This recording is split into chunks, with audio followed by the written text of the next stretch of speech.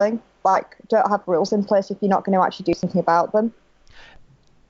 See, my take on it feeds off that last point that you just made there, I think, Sarah. I think this rule is in place, but no one really cares about it, and that's echoed in the minuscule amount of the fine for what you would say is a serious breach of this rule, and the amount of times we've seen this season as well. I mean, Warrington a couple of times have named 20 or 20-man one-man squads, but the rules say you have to name a 19-man squad, so is that breaking the rules or not? We don't really understand. There's been clubs across the league have changed players this year in their 19-man squad. Yeah. Every club has done it probably, and we don't know the circumstances each and every time of why that's happened, do we? That doesn't get published, but we had a situation at Wakefield this year where we had announced that Bowden was going to be starting on the bench, and we ended up starting him in place of someone else for some reason. But because he had been submitted in as playing on the bench and then started the match, that counted as one of our interchanges. Yeah. Well, if you're going to have that as a rule, then like, do you know what I mean? If you're punished effectively for swapping a bench player for a starting player, should you not have something imposed if you're bringing in a random person who isn't even in your 19-man squad? Well, yeah, but I think they're governed by two different parts of the rule book, aren't they? And my take on it is they don't take this rule that seriously. It's there for a reason that we think is because of when St Helens named a completely different side to what everyone was expecting, and their players bet on that game and benefited from betting on that game, and then didn't benefit because it fined substantially and banned. But I think that was when this 19-man squad rule came in. So is it really for the benefit of anyone other than the bookies anyway? And in that case, do we take it that seriously? And has this fine reflected that the league don't take it that seriously? So whoever, Josh Charnley allegedly was injured, you've got another two players in your 19-man squad that you could play instead of him. Well, the simple thing is, all they had to do was notify the Rugby Football League, and it doesn't seem like they ever object to people making these notifications, does it? Well, they clearly don't, do they? No, because it happens so often. So maybe that's why it's so low. But you don't think about it in terms of it really affected the game itself, do you? Or do you? Ratchford controlled the game. I think Ratchford's one of the most underrated players out there. I mean, in the sense throw them out the cup for next year.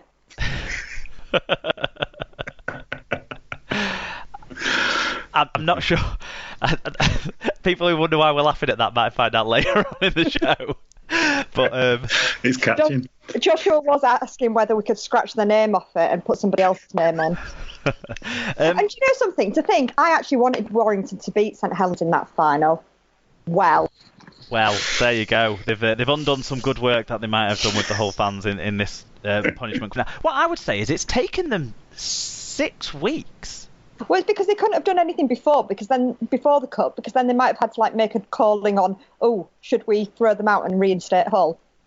Well, I don't know that anyone's ever been punished for breaking this rule before, and if no one's ever been punished, there's no precedent set, is there? So what the precedent now is set is, we don't really care if you break it, we'll slap you on the wrists. Yeah. Yeah, I mean, it's a slap, isn't it? I mean, this is the thing. The only other thing similar this year is the Cass women's team with the ineligible player. But that's a different thing. Stefan Ratchford is, eligible, part of the squad, etc. So I think the size of the fine tells you how serious it is in terms of the RFL's approach. Shall we move on, Alan? Yes, let's do that.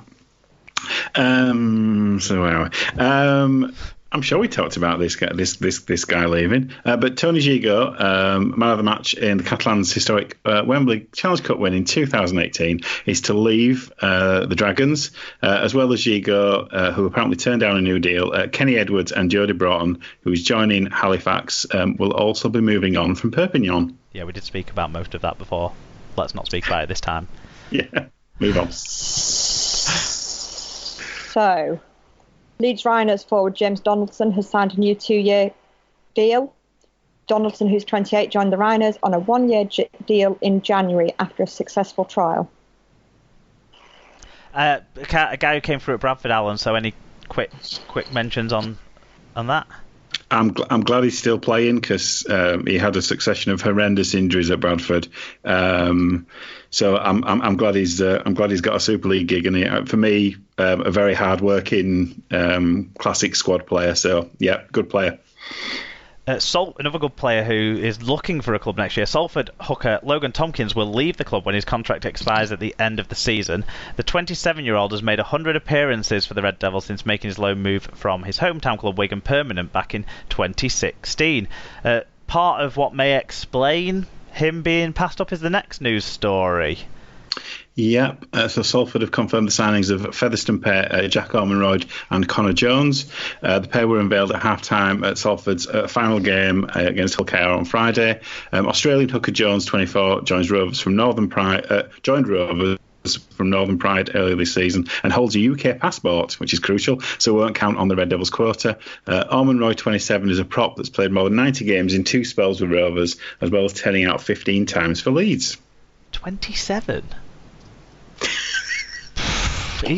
That's this week's age query. Warrington have confirmed the signing of young prop Sammy Kabula from Wigan on a 1-year deal. The 20-year-old has made a solitary appearance for the Warriors while spending time on loan at Swinton, Dewsbury and London Scholars. Kabula was born in the Democratic Republic of Congo but represented England at youth level. Yeah, his younger brother is on the books at Warrington. He hasn't quite fulfilled the potential that we've expected of him at Wigan, and Wigan are now kind of being ruthless on those guys that are in between the first team and the academy. If they don't think they've put it in enough, and Sammy Kabula might be one of those. But I would say good luck to him, but he's going to Warrington, so. Yeah, we don't like Warrington. No.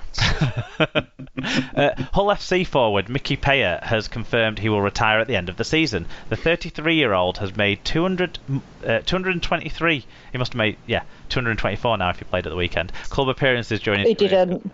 Well, the 223 stands then, scoring 17 tries. See, that's why we've got you on, Sarah. You keep us good for something. Pius started his career at the Sydney Roosters before enjoying spells at St George Illawarra Dragons and Canterbury Bulldogs. He moved to Hull KR in 2012, where he played 54 games before crossing the city to play for rivals Hull FC.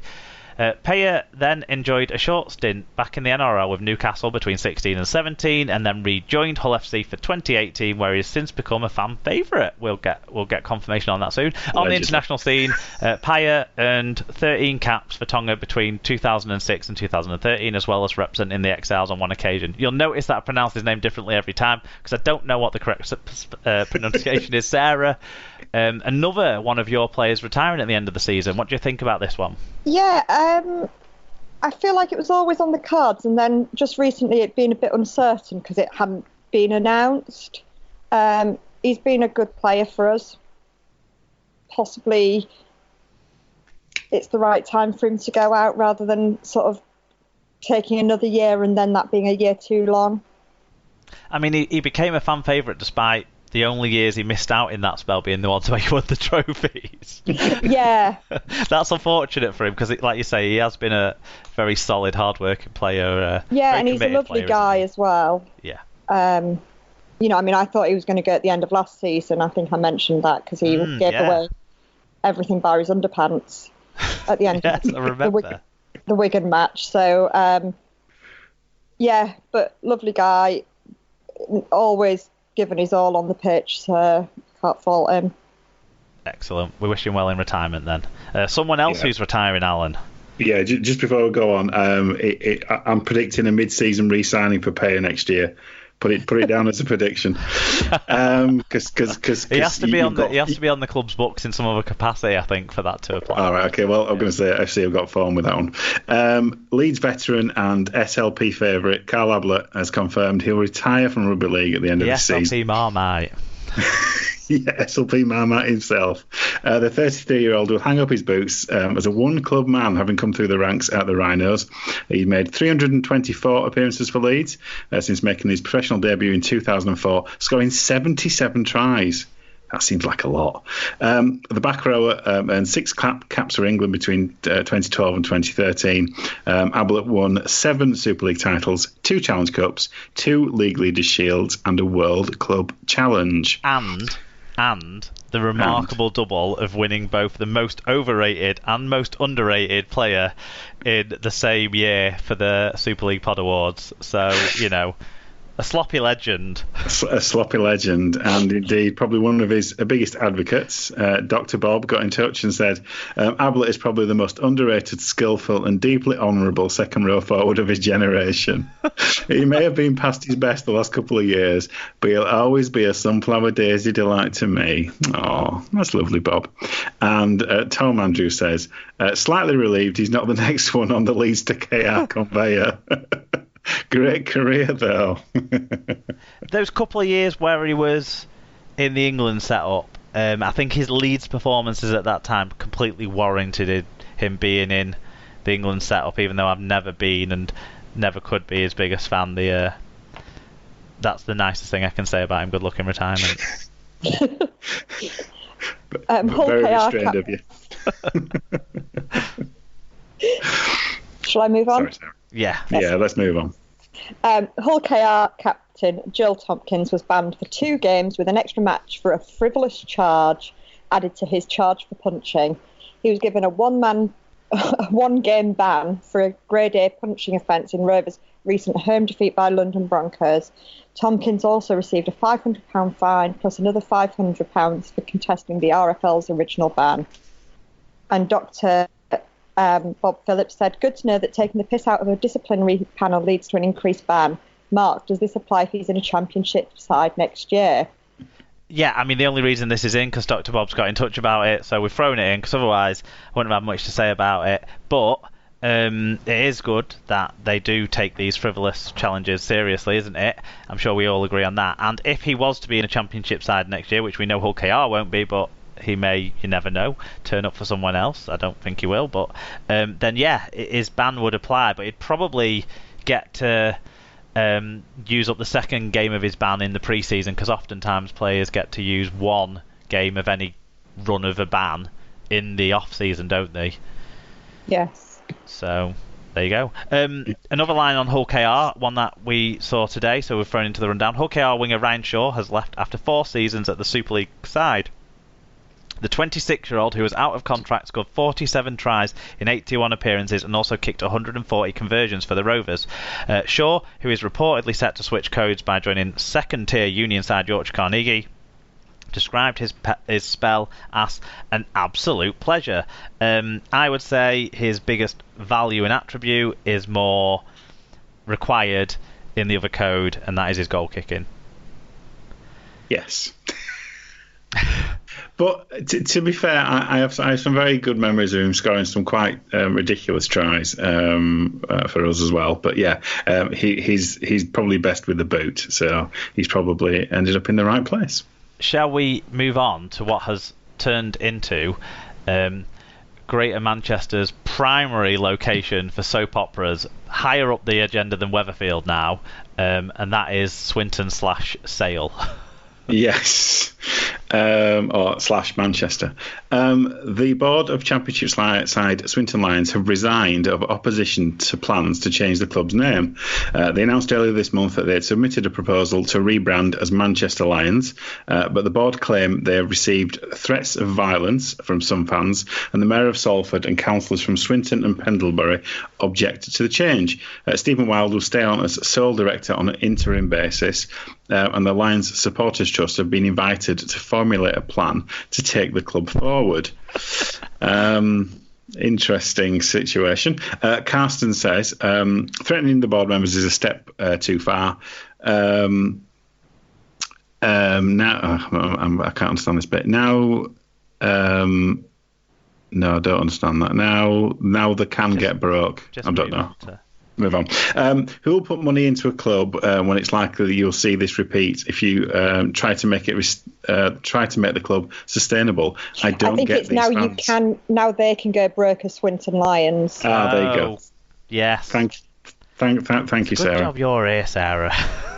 I'm great at reading. Professional interpreter. Yeah, you're so much more connected to what people are trying to say than us.